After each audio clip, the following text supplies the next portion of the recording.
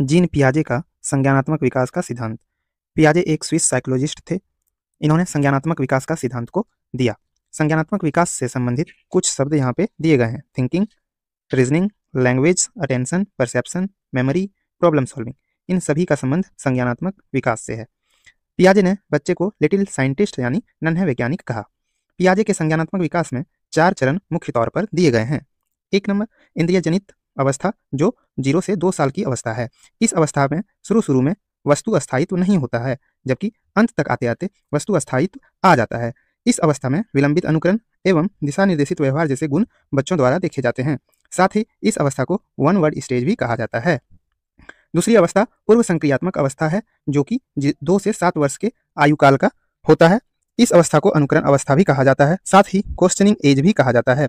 इस अवस्था में सांकेतिक विचार बच्चों में आ जाते हैं, वे जीववादी होते हैं एवं अहम केंद्रितावाद होता है। साथ ही रिवर्सिबिलिटी भी पाया जाता है। तीसरा अवस्था मूर्त संक्रियात्मक अवस्था है, जो कि 7 से 11 वर्ष तक के आयु काल का बच्चे होते हैं। इस अवस्था में वर्गीकरण बच्चों को करना आ जाता है, तर्क धीरे धीरे बच्चों में आने लगता है तथा क्रमबद्धता का गुण आ जाता है। चौथा अवस्था औपचारिक संक्रियात्मक अवस्था है, जो 11 से ऊपर वर्ष के बच्चों को इस अवस्था में माना जाता है। इस अवस्था के मुख्य गुण में अमूर्त चिंतन का आना, निगनात्मक तर्क का आना, वैज्ञानिक चिंतन का होना और रियल तथा इमेजिनरी चीजों के बीच अंतर कर पाना शामिल है। ये पूरा जीन पियाजे का संज्ञानात्मक विकास का सिद्धांत 30 सेकेंड में कंप्लीट।